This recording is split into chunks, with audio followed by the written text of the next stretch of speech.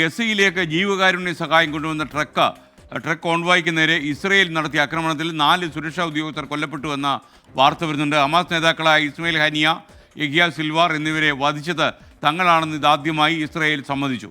കൂടുതൽ വിവരങ്ങൾ നൽകാൻ പി ജെയിംസ് ചേരുന്നു. P James, good morning. Good morning S K. Christmas ആശംസകൾ. പ്രത്യേകിച്ച് എസ് കെനും പ്രേക്ഷകർക്കൊക്കെ ക്രിസ്മസ് ആശംസകൾ നേരുന്നു. ഇന്ന് രാത്രി 9 മണിക്ക് നമ്മുടെ 24 ക്രിസ്മസ് ഈവിൽ ചേരുന്നുണ്ടല്ലോ. തീർച്ചയായിട്ടും ഞാൻ ഉണ്ടാവും. അപ്പോൾ നമ്മുടെ തിരുപ്പിറവി വരെ പോകും. അതെ, ഞാൻ വീട്ടിൽ പോയി ക്രിസ്മസ് ആഘോഷിക്കേണ്ടതാണെന്നല്ലേ. പിക്ക് എന്ത് ക്രിസ്മസ് ആഘോഷം 24 ഇല്ലാതെ. ഓക്കെ, ഇനിയിപ്പോൾ വാർത്തകളിലേക്ക്. എസ് കെ എൻ, ക്രിസ്മസിന്റെ ആഘോഷത്തെക്കുറിച്ച് നമ്മൾ പറയുമ്പോഴും വളരെ ദുഃഖകരമായിട്ടുള്ള വാർത്തകളാണ് ഗസയിൽ നിന്ന് വരുന്നത്. പ്രത്യേകിച്ച് ഗസയിൽ ഈ മണിക്കൂറുകളിൽ തന്നെ എസ് കെ എൻ ഏതാണ്ട് 30ഓളം പേർ കൊല്ലപ്പെട്ടിട്ടുണ്ട്. അതിനിടയിൽ നമ്മളെയൊക്കെ വല്ലാതെ ഞെട്ടിക്കുകയും സങ്കടപ്പെടുത്തുകയും ചെയ്യുന്ന വാർത്ത, ഈ ഗസയിൽ പട്ടിണി കിടക്കുന്നവർക്ക് വരുന്ന 66 ട്രക്കുകളിലായിട്ട് വരുന്ന കോൺവോയ്ക്കെതിരെ അത് ആക്രമിക്കില്ല എന്ന് ഇസ്രായേൽ പറഞ്ഞിരുന്നതാണ്. ഇസ്രായേൽ ബോംബാക്രമണം നടത്തി, ചില ട്രക്കുകൾ തകർന്നുപോയി എന്ന് മാത്രമല്ല, അതിൽ ഈ ആക്രമണം നടത്തിയെന്ന വാർത്ത പുറത്തു വന്നപ്പോൾ തന്നെ അവിടുത്തെ കൊള്ളക്കാരായിട്ടുള്ള ആൾക്കാർ ഈ ട്രക്കുകൾ കൊള്ളയടിച്ച് സാധനങ്ങൾ കൊണ്ടുപോയി. അപ്പോൾ തീർച്ചയായിട്ടും ഇത് എത്തേണ്ട സ്ഥലത്ത് എത്തിയത് 43 ട്രക്കുകളാണ്. 23 ട്രക്കുകൾ കൊള്ളയടിച്ചു. അതിൽ 4 സുരക്ഷാ ഉദ്യോഗസ്ഥർ കൊല്ലപ്പെട്ടു എന്ന വാർത്ത, സെക്യൂരിറ്റി ഗാർഡ്സ് കൊല്ലപ്പെട്ടു എന്ന വാർത്ത കൂടി വരുന്നു. എന്തായാലും ഗസയിൽ പട്ടിണിക്കിട്ട് മനുഷ്യരെ കൊല്ലുന്ന തരത്തിലേക്ക് കാര്യങ്ങൾ എത്തിയിരിക്കുകയാണ്. ക്രിസ്മസ് ദിനത്തിൻ്റെ ദിവസങ്ങളിലും മാർപ്പാപ്പയെ പോലുള്ള ലോക മനസാക്ഷിയെ ഉണർത്തുന്നവർ പറഞ്ഞിട്ടും ഇതൊന്നും കേൾക്കാൻ ഇസ്രായേൽ കൂട്ടാക്കുന്നില്ല. ഇസ്രായേൽ പകരം മാർപ്പാപ്പയെ കുറ്റപ്പെടുത്തുകയാണ് ചെയ്തത്. മാർപ്പാപ്പ ഇസ്രായേലിൽ കൊല്ലപ്പെടുന്ന കുട്ടികളെക്കുറിച്ച് ചിന്തിക്കുന്നില്ല എന്നാണ് പറയുന്നത്. ഇസ്രായേലിൽ ഒരു കുട്ടി കൊല്ലപ്പെട്ടാൽ ഇവിടെ ദിവസവും 100 കണക്കിന് കുട്ടികൾ കൊല്ലപ്പെടുന്നു എന്നുള്ള തരത്തിലാണ്. ഇപ്പോൾ തന്നെ മരണസംഖ്യ പാലസ്തീൻകാരുടെ 45,300 കവിഞ്ഞിരിക്കുന്നു എസ് കെ എൻ. അപ്പോൾ ഇതിൻ്റെയൊക്കെ പശ്ചാത്തലത്തിൽ ഈ ഗസയിലെ യുദ്ധത്തിന് വെടിനിർത്തൽ ഉണ്ടാവുമെന്ന് ഇന്നും ഇസ്രായേലിലെ പ്രധാനമന്ത്രി പാർലമെൻറ്റിൽ പറഞ്ഞിട്ടുണ്ട്. പക്ഷേ ഒരു മാറ്റവുമില്ല. അദ്ദേഹം പറയുന്നത് വെടിനിർത്തലിൻ്റെ അടുത്തെത്തിയിട്ടുണ്ട് എന്ന് പറയുന്നില്ല. അപ്പോൾ അതിനിടയിലാണ് ഇപ്പോൾ ഇസ്രായേലിൻ്റെ പ്രതിരോധ മന്ത്രിയായ, അദ്ദേഹത്തിൻ്റെ പേരും ഇസ്രായേലുമായി ബന്ധപ്പെട്ടതാണ്, ഇസ്രായേൽ കട്സ് എന്നാണ് അദ്ദേഹത്തിൻ്റെ പേര്. പുതിയ ഇസ്രായേലിൻ്റെ പ്രതിരോധ മന്ത്രിയാണ് അദ്ദേഹം. ഇതാദ്യമായിട്ട് ഇസ്രായേലാണ് ഈ ഹമാസിൻ്റെ നേതാക്കളെയും അതുപോലെ തന്നെ ഹെസ്ബുള്ളയുടെ നേതാക്കളെയും വധിച്ചതെന്ന് ആദ്യമായിട്ട് വെളിപ്പെടുത്തിയിരിക്കുന്നു. നേരത്തെയൊക്കെ ഇസ്രായേലിൻ്റെ പേര് പറഞ്ഞെങ്കിൽ അവർ മൗനം പാലിക്കുകയായിരുന്നു. പ്രത്യേകിച്ച് ഇസ്മായിൽ ഹനിയയെ ടെഹ്റാനിൽ റവല്യൂഷണറി ഗാർഡ്സിൻ്റെയൊക്കെ 8-6 ഒക്കെ സെക്യൂരിറ്റി കവർ കടന്നുകൊണ്ടാണ് അവർ ബോംബ് വെച്ച് അദ്ദേഹം താമസിച്ചിരുന്ന ഗസ്റ്റ് ഹൗസ് താമസിക്കുന്നത് എവിടെയാണെന്ന് മനസ്സിലാക്കി അദ്ദേഹം ഗസയിൽ നിന്ന് ഇറാനിലെത്തി. ഇറാനിലെ പ്രസിഡന്റിൻ്റെ ചടങ്ങിൽ പങ്കെടുക്കാൻ, അദ്ദേഹം ചുമതലയേൽക്കുന്ന ചടങ്ങിൽ പങ്കെടുക്കാൻ എത്തിയതാണ്. കൃത്യമായി ഇസ്മായിൽ ഹനിയയെ ബോംബ് പൊട്ടിച്ച് കൊലപ്പെടുത്തി. പിന്നീട് യഹിയ സെൻവാറിനെ അദ്ദേഹത്തിൻ്റെ ഒളിത്താവളം കണ്ടെത്തി ബോംബ് ചെയ്ത് കൊലപ്പെടുത്തി.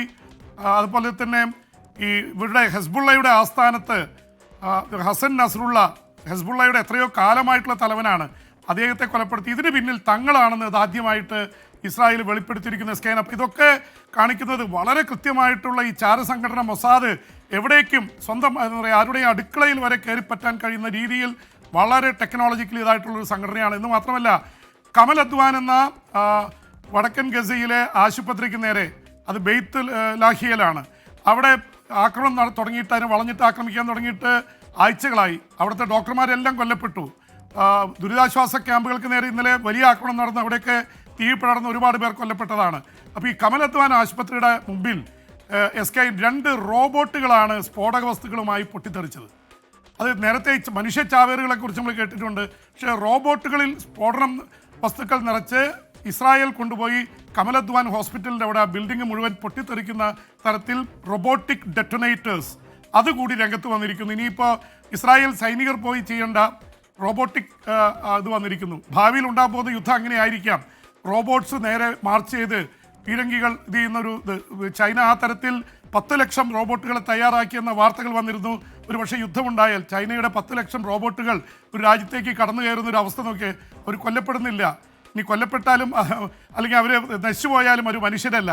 ഈ തരത്തിലുള്ള ഇതിലാണ് കാര്യങ്ങൾ മാറുന്നത്. അപ്പോൾ ഇസ്രായേൽ ഹമാസ് യുദ്ധം തീരുമെന്ന് പറയുന്നുണ്ടെങ്കിലും ഗസയിൽ യുദ്ധം രൂക്ഷമാവുകയാണ്. ഇതിനിടയിൽ ലെബനനിൽ കയറി ഇസ്രായേൽ അടിച്ചിട്ടുണ്ട്, തിരിച്ച് ഹെസ്ബുള്ള തിരിച്ചും അടിച്ചിട്ടുണ്ട്. വെടിനിർത്തൽ കരാറുള്ള സ്ഥലമാണത്. ഇതിനിടയിൽ തന്നെ ഐക്യരാഷ്ട്രസഭയുടെ ഒരു പ്രമേയം വന്നിരുന്നു.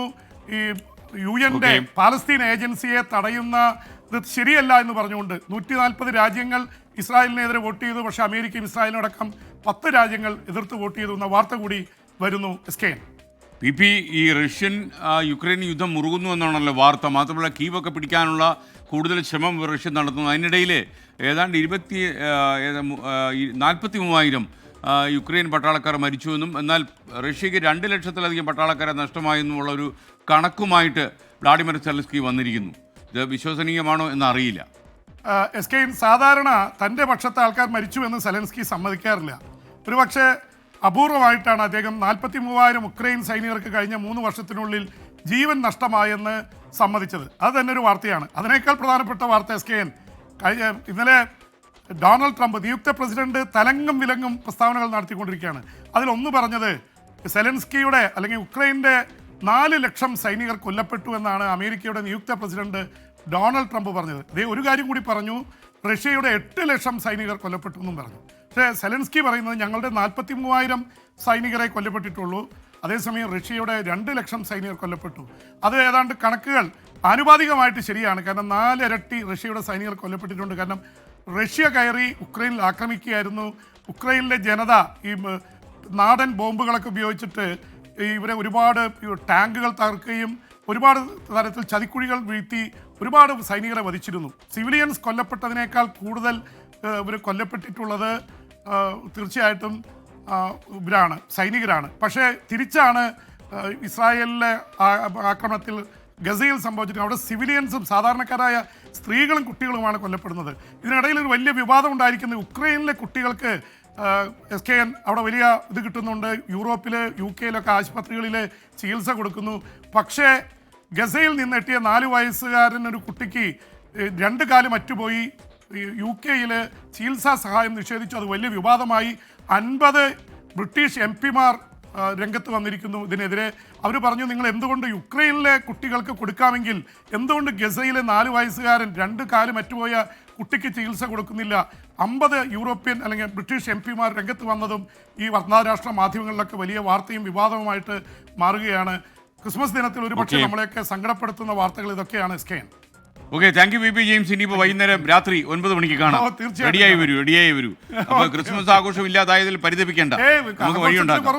ഓക്കെ, അപ്പോൾ കുറേ പ്രേക്ഷകർ ആ വടിവാളും കൊണ്ട് വന്ന ആളിനെ കുറിച്ച് പറയുന്നുണ്ട്. ഇനിയിപ്പം നടക്കണമെങ്കിൽ നമ്മൾ ലൈസൻസ് ഉള്ള തൂക്കുമായിട്ട് നടക്കേണ്ട അവസ്ഥ ഉണ്ടാകുമെന്നൊക്കെ ഈ മുഹമ്മദ് അനുവിനെ പോലുള്ള പല ആൾക്കാരും ചോദിക്കുന്നു.